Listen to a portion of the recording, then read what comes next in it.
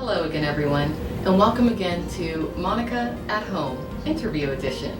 I'm Alexandra Mayers, better known as Monica Foster of www.monicaf.com, and of course, the website that I made specifically for this broadcast, monicaathome.com.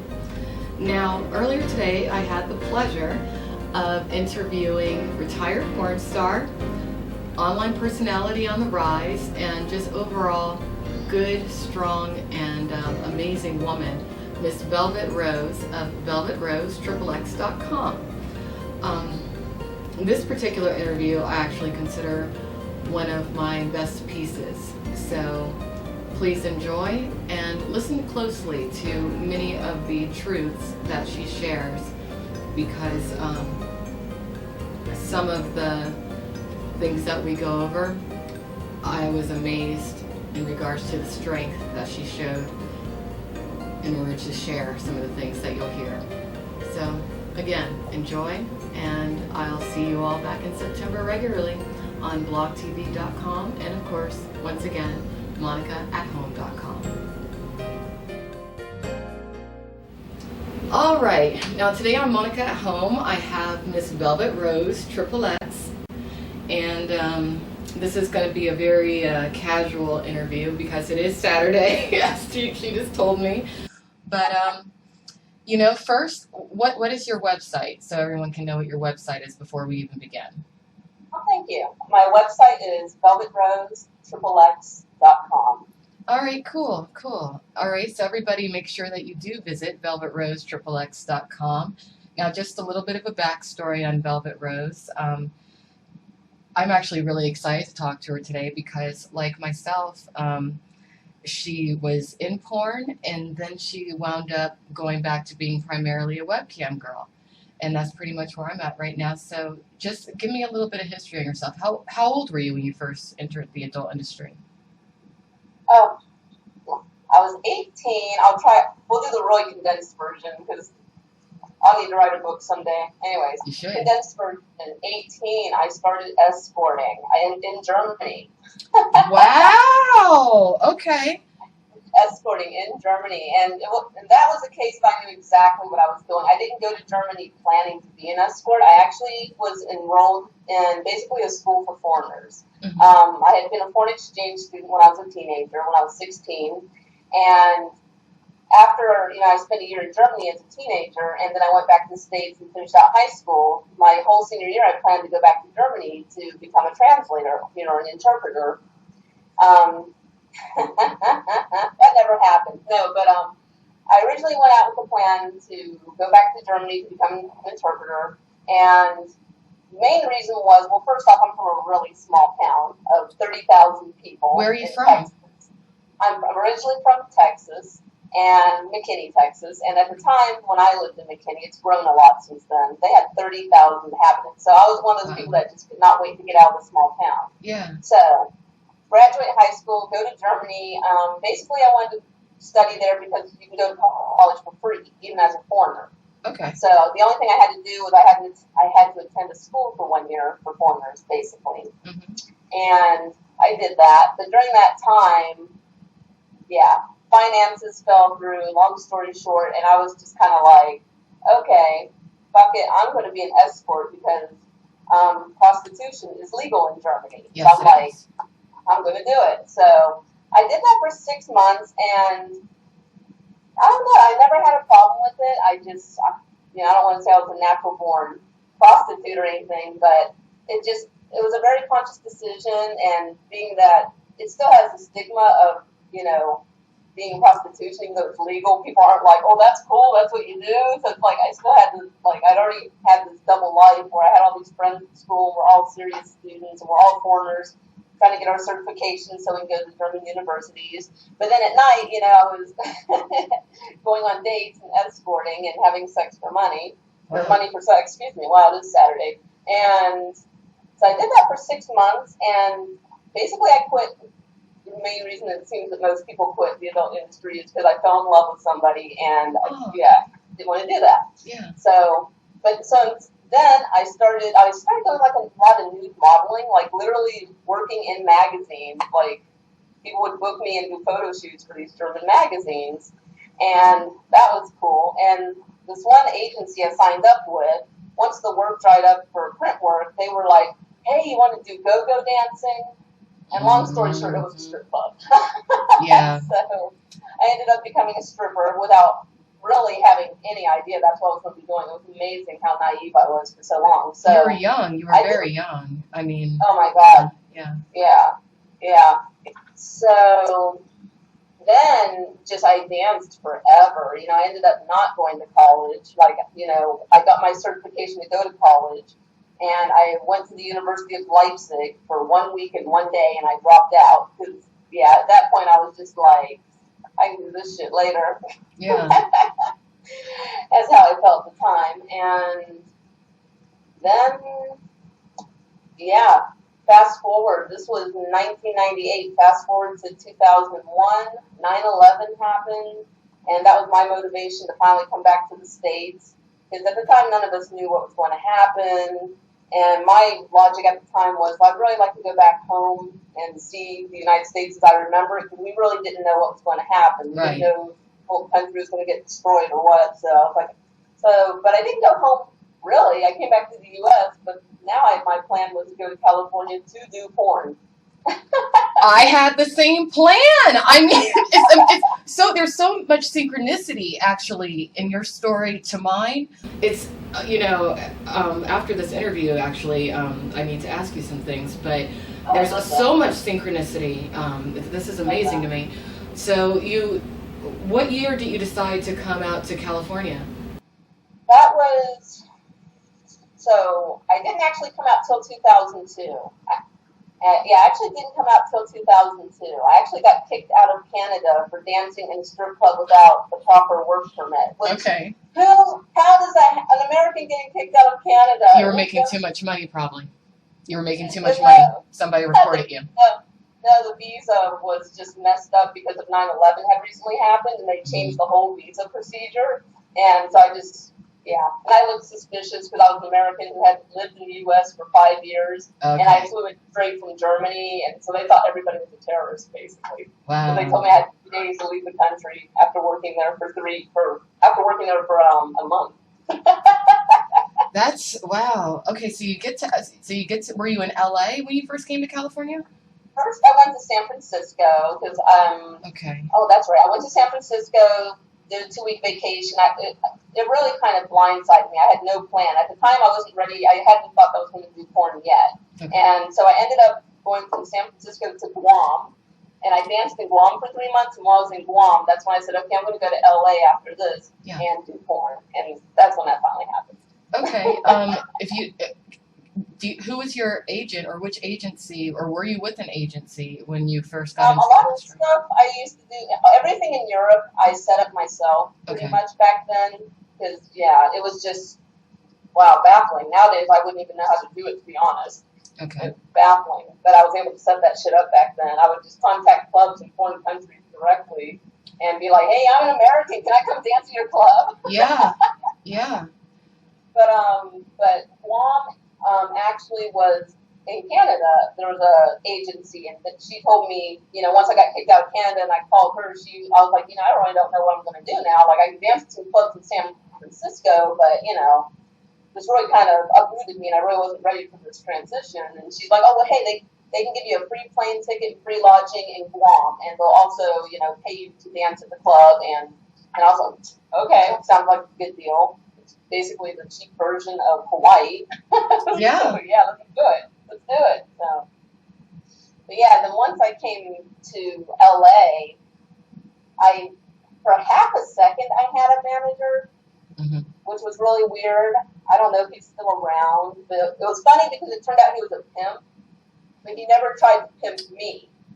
It was really weird. Like, I was so naive and it was so crazy. Like, for some reason, he didn't see me as one of his other pimp girls. So he would take me to the companies, introduce me. He would drive me to my, shoots. He would bring me, he basically acted like a professional agent. He didn't, try to pimp me or smack me around or anything. And I fired him, too, which was really funny, because I was like, I finally realized, he had all these girls living with him, and, they would do porn, and they would give him all give him all their money, but I was keeping all my money, and I'm like, what's wrong with these girls? You were his ticket into being a legitimate agent. That's very interesting. Okay.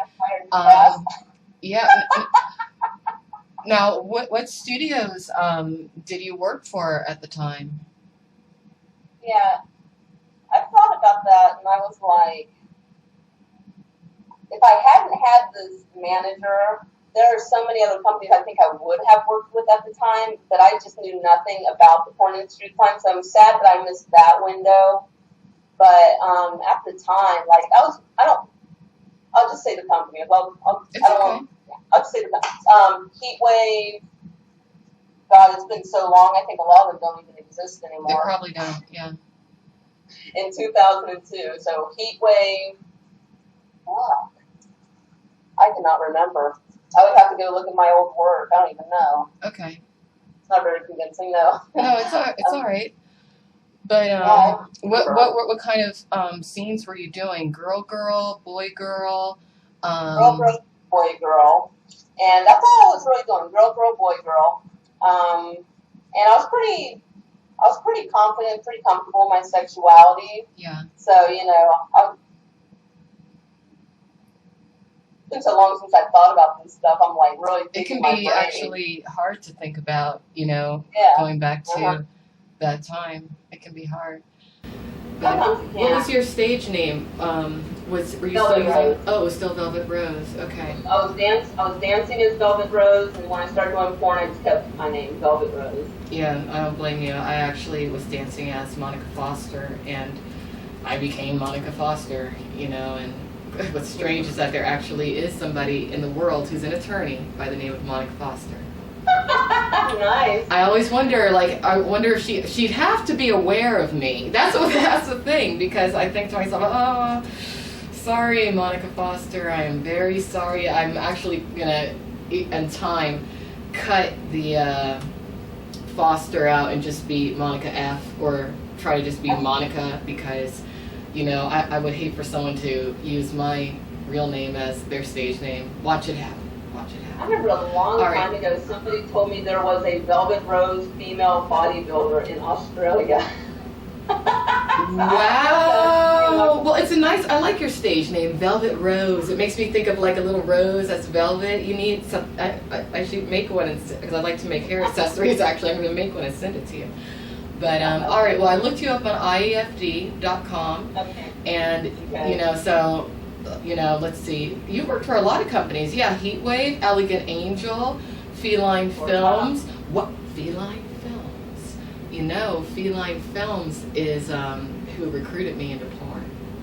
Really? I don't know. That's interesting. That's very interesting. I think they are out of business now. They're out of Miami. I think so. I mean, unless there was another What company. film name is next to that? I never shot for them. The guy wanted to shoot me, but I wound up shooting for Bang Brothers, and then that's when I had my first agent or manager, a guy named Brian, out of South Florida, but he's also in LA, and that was how I got into porn. But okay, you shot for West Coast. You've shot a lot, and I'm very surprised. I mean, because you're a very pretty girl. You have a good look too. Yeah. All right, so you shot. Let's see. It says here you shot from 2002 till you were active until 2008. You started when you were 22. You're like my sister. She's a Gemini also. This is interesting. This is cool. Okay, so. What company did you most enjoy shooting for? And, just to reiterate, when I edit this, it'll, piece together better, but you shot with Metro, Evil Angel, Elegant Angel, Adam and Eve. Good. Actually, not many people know this company. Not even sure if they're around anymore. They might be.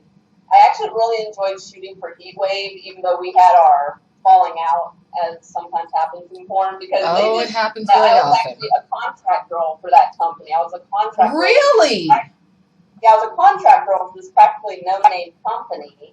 And so, I have I have quite a few cool box covers. from doing movies for that company. Like, for a minute, they really invested in me, and like, Well, if you don't mind me we would asking, 6-hour photo shoot for one photo for the box cover, if you don't mind me asking, what was the falling out? What happened? Because when I came across you, I was like, she's so pretty. What's going on here? So I know something happened. Yeah. They wouldn't pay me on time. Figures. That typical bullshit. It's like, what's the point of doing porn if I can't pay my rent? Exactly. No, exactly. That's why some of the well, it could be for the best in many ways too.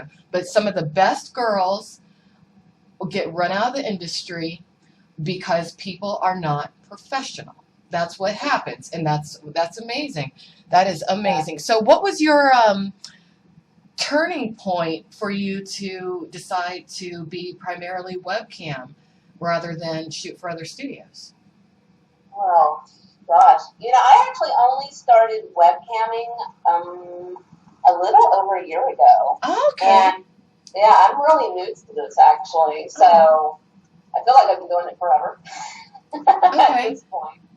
And that's another whole story. But I was doing phone sex, and yeah, I'd been escorting, I'd been dancing, and I was to the point where I was like, okay, I'm not going to be dancing anymore. I'm officially done dancing. I'm just, I used to love it. It's changed so much. I can't handle it. That happened to me. Guys with money. I mean, it's a really hard job now. It is. And, and it's hard to compete with the younger girls that are doing everything. That are doing everything when you're trying to do a traditional air dance. Right. So I didn't evolve with that system. So I tried to bow out gracefully and hang up my G-string in that area. And so I was doing phone sex. I quit escorting also because I finally got arrested for escorting. And I spent 2 months in jail, which is really fun. I lost everything because you don't pay your rent for 2 months. They threw all your shit away. So all my belongings. That was devastating. I'm still recovering from that. I need the life. Yeah, I'm still recovering from that. It sucks. So I was living. What happened was I got out of jail. I called a friend, and I'm like, okay, here's what happened.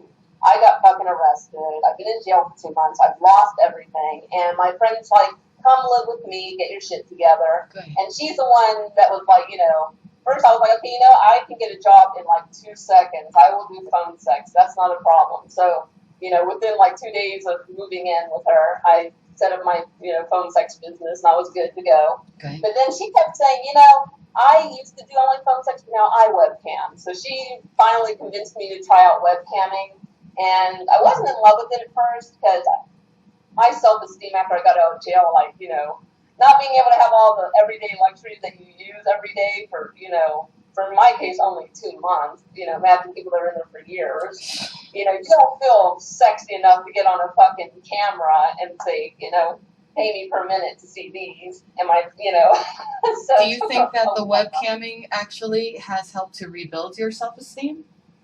No, definitely not. Okay. Definitely not. Because it made me realize, that I need to evolve more with this industry. I've been very stuck in my ways of how things are done, and like things started changing so fast. Yes. Like, I was a Craigslist, escort. Back when, high-end girls did use Craigslist before it became the crack list. Yeah, that's a good alternate name for it. Crack list. Yeah. The people started saying to me like, I would make appointments through that website, and people would be like, why are you on that site? You're really pretty. You don't have a drug problem. You don't have a pill. And I'm like, oh, do I have to have those pills? It's just like, it changed so much. And yeah, I've always been really slow to evolve, unfortunately. You're doing well, though. I finally figured out I have to evolve. I'm like, okay, I gotta evolve with this shit. I gotta be on top. I gotta wake up.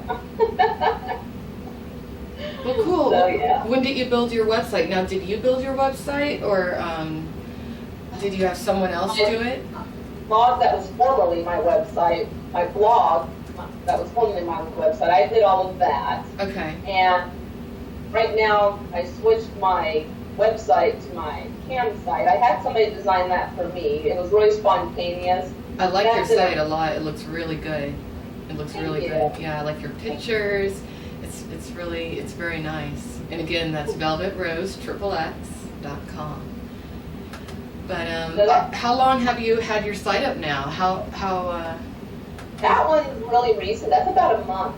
Okay. So I'm still working on driving traffic, letting people know that, the blog is now on a blog address, and Yeah. the campsite's on my former website address, like doing that transition. Eventually I'll get them both merged together. I have a designer come in and print it out. You will be always changing your website. You will always be rerouting things. I mean, I have so many websites to where I need to have a hub site now for all the other sites. But, your site looks great. I really like your pictures and everything. Now, do you have like a specific niche of clientele, do you feel at this stage? Or do you think you're all across the board in regards to guys who frequent your site and get cam shows from you, things like that? I'm all across the board. Cool. In case you couldn't tell, I like to talk. So guys who like to talk love me because I will talk their fucking ear off, and they love that. I get guys that are pretty fetishistic, guys that have fetishes like me, because I'm pretty open-minded. Cool. There's not much people can say to shock me. As long as it doesn't involve bodies, animals, I'm pretty good to go. Yeah. Now, what's your favorite kind of show to do for your people who get cam shows from you? I'm really exhibitionistic. I like it if they just sit back and relax and let me take control. I love to talk dirty. I love to get naked. I like to make it all about me. Like, ooh, look at me. I'm doing this. I'm doing that. Do you like this? Do you like that? This is fun. Cool. Well, let me ask if it's not too personal of a thing. What is your ethnicity? Because you have a very world look. I love your look. So, where are you from? I know you're from Texas, but what's your heritage? White mother, black father. Okay. All right. That's all right. Cool. I'm regional. There you go. Cool. That actually, I mean, you're extremely universally appealing. That's what's you're very striking. Very striking. Okay. Let's see. What else can I ask you? Aside from, the adult stuff and everything, what else are you into doing in your life? What are your hobbies and interests? I have 2 dogs. They're both taking naps right now. Oh, what kind of dogs you have? Yeah, I'm really big on my puppies. I have 2 Shar-Pei puppies, and I talk about them all the time. And, yeah, they're pretty spoiled. Cool. So I have those little wrinkle dogs. I love to social network. I do that a lot. I'm always on my Facebook, my MySpace, my Twitter, especially Twitter is my favorite. Oh, I love Twitter. It's addicting. God. I know. I have a lot of fun with that. I watch a lot of movies. I like to learn foreign languages, although I haven't learned a new foreign language in fucking forever. The most recent foreign language that I am still in the process of learning, but I use every day, is American Sign Language. Because my significant other is actually deaf. So, wow, that's interesting. That's very interesting. Now, how many languages do you speak? I speak fluent German from living in Germany. Of course, English. I used to be almost fluent in Spanish, but somehow that one just fell by the wayside, which is weird since there's so many people that I could be practicing that with. For some reason, that language just kind of fell out of my brain. At one point, I had a Polish boyfriend, so I started learning Polish, but that was so long ago, and you don't use it. Do you understand how much money you're getting ready to make as a webcam girl simply because you speak? Do you understand how? Okay, yeah. All right. Yeah. This is extremely interesting. What an interview this is. I mean, your fan base and just how many people will get shows from you simply because you can communicate in their language. Wow. German cam shows. I got shows in ASL, which are really fun because they usually get really long shows because they're so fucking excited to see a hot naked woman who signs with them. This is extremely interesting. Oh it's almost like you were bred to be the universal cam girl. I hate putting it that way, but this is extremely interesting, huh? Okay, so it's Polish, German, some Spanish, sign language. That's interesting. And so I guess you have like a gift for languages. You just Yeah, I okay. wanted to become an interpreter at one point, but then I actually at one point had actually not. I dropped out of college, but for one semester, whoop-de-doo, I actually started attending a school that specialized in translation and interpretation, written and spoken. And my languages were English, German, and Spanish. And once I realized how fucking dull that was going to be, Yeah. I was so out of there after a semester. I was like, oh my God, sitting in between two people saying he said, she said, he said, she said for hours on end just didn't appeal to me anymore. Or sitting, at a desk with like a stack of papers like Yeah. this, writing out translations or typing out. And I was just like, I can't do that. I was like, I want to communicate with people. Yeah. Well, this is really interesting, huh? Let's see, what else can I ask you? I mean, there's so many things. Gosh. What kind of books do you like to read? Do you? I love to read, although I don't know what the hell happened this year. I used to read a book a month. Well, you're online, so you're probably checking out websites too, though. So. Right, I haven't read a book this year, but usually, like, I really like the Charlene Harris series. I've read every book in that, from the True Blood series. Oh. I've read every book in that, except for there's a new one. I haven't read it yet, so I really like those. I love books about psychology. So do I. Although, yes. God, I haven't read anything about that this year either. So I love psychology. I love fashion magazines because I always like to look at makeup and get ideas. And yeah, nothing too out of the ordinary. Do you have any children? I have no children. I've never been pregnant, never been married. No children, so. Let's see. Now, maybe someday, I hope. Well, I don't have any, and I'm not certain I want to go there. I was talking to a friend about that the other day. I was saying, I think I'm one of those people who's actually too selfish to be a parent. And it's hard for me to even admit that. I'm learning how to admit things about myself that I couldn't before, because there's just so many things about me to where I was like, oh, that's bad, don't be like that, and now I'm kind of like, well, I do have a dark side. I understand. Oh, yeah. So, I understand. Let's see. So, how far do you want to take the webcamming thing? Do you just want to take it as far as you can? Do you have a set time cap for yourself? Have you even thought about it? That's something I've been thinking about lately. I think I have what's the word I want to say? Not traditional. I think what most girls or women in the adult industry want to do is be able to live off of their website. That's what I do. I need to help you with some things because I know how you can. I've figured some things out. Yes, this conversation's meant to be. I'm all ears. Yes, okay. I love that. Yeah. I want to live off of my website. I'm like, I want to do all that. I want to do, the photo shoots. I want to do video content, sex scenes. I want to do webcam shows. I mean, like, full on, all about me, my solo site. I want to live off that. Yeah, that's what I want to do. Yeah, I have a feeling. I'm going to do it for a long ass time. I'm not trying to be Nina Hartley and doing it forever. And I love her. I respect the hell out of her. Well, But at the same time, that's my long-term goal for the next 10 years. Yeah. All right. Well, what I'm discovering is that you can merge your webcam personality into other arenas, but to where you're still, doing something with a webcam, and it's almost a guaranteed success rate if you can do it.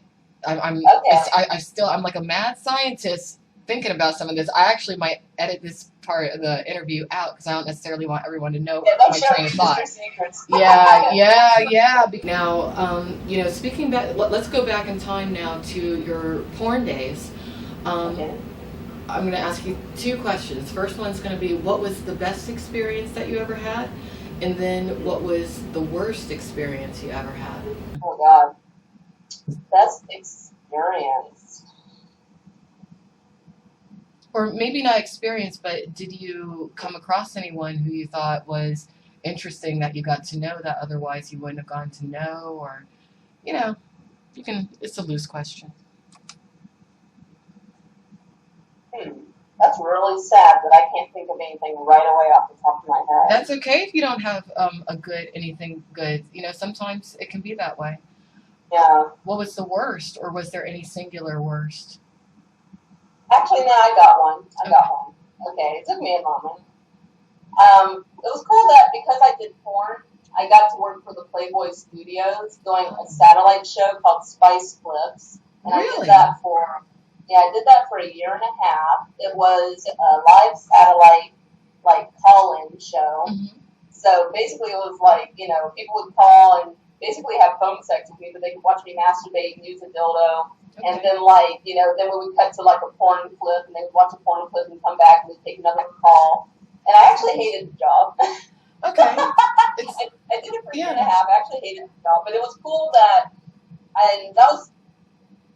what I liked about it was when I auditioned. So I don't even remember how the audition happened. Oh, I do actually. Somebody else who was in porn had a show on Playboy, and I was a guest on his show. It was Voodoo. Do you remember him? Voodoo. Yeah, I think I do. Yes.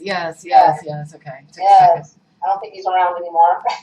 Voodoo was the guy's name, and he had a show on Playboy, and it was just like an interview show. So he had me as a special guest, and he had Shawn Michaels. Okay. So, and I remember at the end of the show, some guy that worked behind the scenes came up to me, and he said, "Hey, would you be interested in auditioning for a show that we're trying to put together?" And I'm like, "Yeah, sure." I didn't really know what it was, and I went and did the interview, and the guy's like, "Okay, here's what it's going to be. It's basically you're going to say, 'Hi, my name is Velvet Rose.' You're going to take a live caller, and then you're going to introduce a porn clip, and that's it." I'm like, "Okay, cool." So I did that, and I don't remember how many people auditioned for that, but I got picked. You know what I mean? So that when you get picked for something, I'm always amazed when I get picked for anything, because when you think of the odds, it's like winning the lottery. Unfortunately, no, you have a certain quality. Now, let me ask, what now, according to the IFD, you stopped shooting porn in 2008. What was your deciding point to stop working for other studios? Because essentially, you are still in porn. You're working for yourself, which is, that's the smart thing to do. But, right. Oh, yeah. I really had 10 thumbs because... And a lot of people don't like that shit. No, they don't. No, they don't. Because they're now... trying to convince you going to make more money. You took back your power. What was your deciding point to do that in 2008? I stopped doing porn before that. I did porn from 2002 until 2005. I only did porn 3 years. All right. And then I took 2 or 3 years off. I took 3 years off. No, 2002, 2004, 2 years. Okay. Took 3 years off, came back in 2007 and did 1 year. Okay. So, but the first time I stopped was simply the work had dried up, and I was sick of the cycle of that I would make a ton of money. I would make 10 grand 1 month, and then I wouldn't work for 3-4 months. Right. And it's like, well, fuck, all that money that I saved, now I have to pay my rent with it. Now, my dumb ass bought a car. I have to pay that car payment with this. Now, I couldn't save any money. And at the time, I wasn't doing phone sex. The Playboy gig didn't pay shit. It was really prestigious. So many people wanted this gig, and it just did not pay. That's how it works. Well, it was $200 a week. Mm-hmm. It just was not good money. I've been there, okay? Everything you're saying, yeah. I totally know. So, okay, well, that's all right. That's interesting. So you realized that you needed that consistency. You evolved. You matured. That's what happened. Yeah. And so I started escorting, and I did that off and on forever. And just that's why I kind of call it my desert period. I was lost for a long fucking time because it was I wanted to go to school, but at the same time I didn't want to be a starting student. And then I didn't really want to escort. I wasn't in love with escorting because it was illegal, and there's so much stigma attached to it. And, and plus I was sick of having a double life, too. Yeah. Going to different things. And I kept, going to school for a million things, and nothing fit. Because I love to learn. But then it would boil down to, well, shit, it's going to take me Yeah. 5 years to finish school, and then even then I'm not going to make money. It's like, how am I going to, I think you're somebody also to where I think you're similar to myself to where anything you want to learn, you'll teach it to yourself. You know, Yeah, you're yeah, very, I can tell you're very independent. I think yeah, that you're very self-sufficient. yes. Um, what's your IQ? Do you know? I think I'm in the 140s, but I'm not sure. I Yeah, think. I've done the tests here and there, but I don't think I've done any real official tests. I've done those little fun internet tests. I don't know how yeah, accurate those are. yeah. I think that what happened with me, what the reason I think I got into adult is because in life I was bored. I was very bored, and I've always been a seeker, and I've always wanted time. Like what I've realized about a lot of women who work in adult is that we do it because you do make a good amount of money fast, and then you have time to do whatever else it is that you want.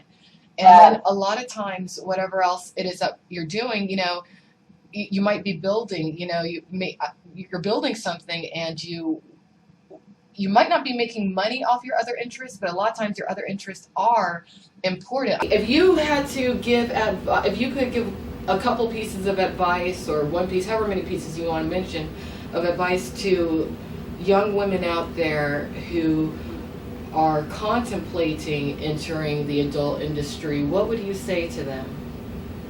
a lot of the time when people ask me that, they're like, "Hey, can you give me advice? I'm thinking about getting into adult films. What advice do you give me?" I, I usually say, don't work for anybody but yourself. Yes, yes, that's why, you know what? That's why I wrote this damn book. That's why. Yeah, I want to read that. I'll just email you the PDF file. I'll email that to you tonight because I would like that. oh yeah, because there's a chapter in here where I specifically wrote about taking the independent road. Because if I could go, I got to amend this book. I got to rewrite it, really, knowing what I know now, considering everything that's happened. Because um, Yeah. that's the trick. You have to be able to be. You're better off never working for any other studio. Just build your websites, do your Yes, webcam, make your content, go from there. That's what I do. I say make your own website. Like nowadays, I mean, I'm not denouncing the adult film industry, but at the same time, I'm like, there's absolutely no reason you need to do an actual adult film for any of these studios to be a porn star nowadays. You can be a self-made porn star on the internet. And Yep. just have to figure out the whole online marketing and building your fan base and, giving your fans what they want and making yourself accessible to your fans within, of course. Yes. I mean, the way I look at it now, I really, that's the first step. I mean, I think if you're somebody who is approached by a studio, who's shooting like some super high-end movie, and you think to yourself, hey, maybe I want to be in that. That way you're in control. I mean, I personally don't believe that you need to have agencies anymore or agents. Oh my God. Yep. And that's why I think I had a lot of problems, because I came out and I was like, you know what? I'm telling these girls what's up. And, it's putting people it will put people out of business, and it needs to be done because too many people have fucked over too many girls and guys too, and too many just evil ways. Well, what I hate is how they always say they're going to offer career guidance, and I'm like, they have done nothing for my career, nothing. Yeah. They don't teach you how to take care of your body, They're just like, here, you want to do an anal scene? Here's how much we'll pay you. Mm-hmm. They don't, you have to figure out all this shit on your own. Yeah. Now, my other thing was, I was baffled because, I took my hiatus from porn. I actually retired. I was like, I'm done with porn. I'm sick of the financial uncertainty. Uncertainty, exactly. But then what happened was 2007, around that time, I started going, shit, you know what? I'm happy not doing adult films anymore, but I'm going to go ahead and do a couple for 1 year, just put my name back out there. And that's what I did at the time. Well, that's how I thought about it, because every film you're in is a commercial for yourself. When you really look at it, that's kind of was my plan when I first got in. Was I already have my websites. I built my site in 2002, and I just realized that, Well, if I could go back though, there's things I would have done differently. Oh yeah. Oh, so many things, but you can't go Oh back my in time. God. But yeah, I Here's mean, my here's my sugar story. I was a contract role for Heatwave. I went to the AVN for the first time and last time. mhm. Only went that one time. I met Jenna Jameson, Wow, okay. and she knew who I was. I bet she She did. goes, You were she being goes, primed, in my opinion. With that Playboy thing, you were being primed because somebody saw exactly what I'm looking at right now. And they figured out, they were like, all right, but see what I've noticed that happens in porn is that they devalue you and they almost brainwash you when I think about it. When you were saying that you were not getting work, they were holding the work from you in order to, because they saw the cycle, your money cycle, how you were spending the money. I know it sounds like a conspiracy, but it is. And there might have been an entire plan laid out that somebody could have had, and they were just kind of corralling you and you broke free. That's quite. I mean, you need to write a book about everything because you freed yourself. It's interesting.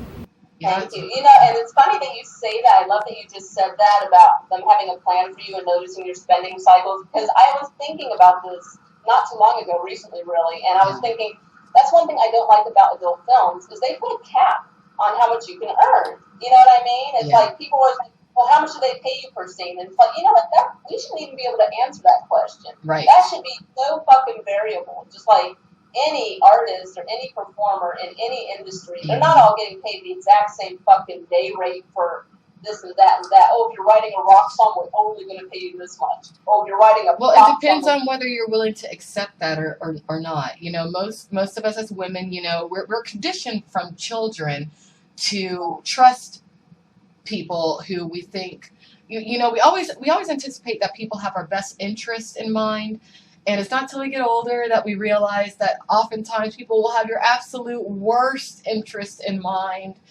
The adult industry only survives because of that false sense of honesty, and a lot of times, I've actually, I'm gonna have to do another interview with you because I'm very curious as to what sort of household you grew up in, because I can tell you didn't grow up in a bad household.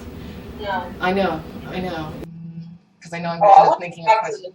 the earnings on porn. I always felt those were so capped because they want to keep you down. But that's like any job. Well, they want you to be a don't slave. keep- That's what it is. Yeah. Yeah, they want you to be dependent on them, so you'll do whatever they want, and they can churn out as much product as they want.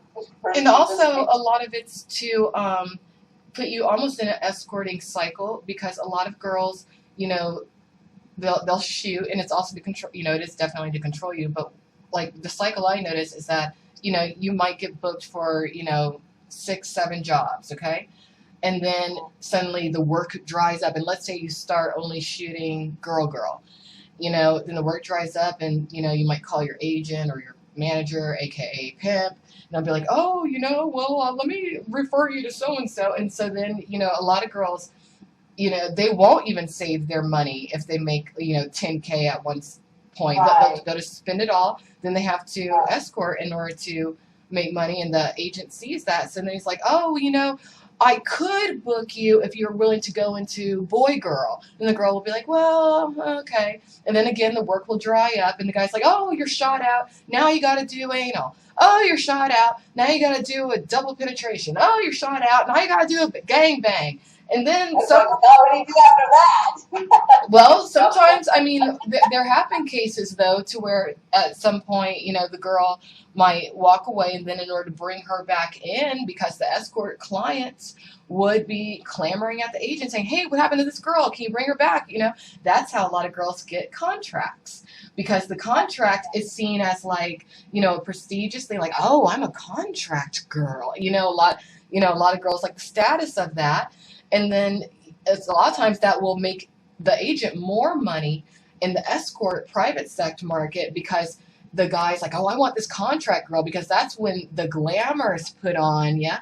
And and that's how it works. And then I've just noticed some things. That's Yeah, it was weird because, like, I was, around the time I was a contract role for a very short time, for 6 months. It was supposed to be a 1 year contract, lasted 6 months, but we both wanted out because basically, um, basically the person that ran that company expected me to be on call for him sexually every time I went to pick up my that's check, not unheard of. and I wasn't playing ball. I would literally go, you know what, I have a nail appointment, I gotta go. Can I have my check? Like, and they didn't like that. And then, just the people that work for the company, like the behind the scenes people that are working in the actual, factory building at the time the VHS tapes when they were starting to transition to DVDs. And they were always so cool to me and so nice.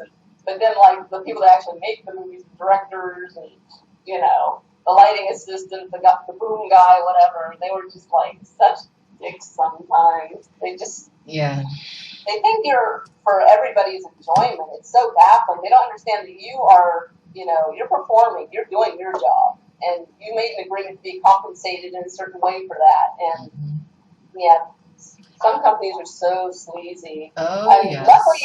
Luckily, nobody ever tried to get me into the escorting thing. Nobody did that.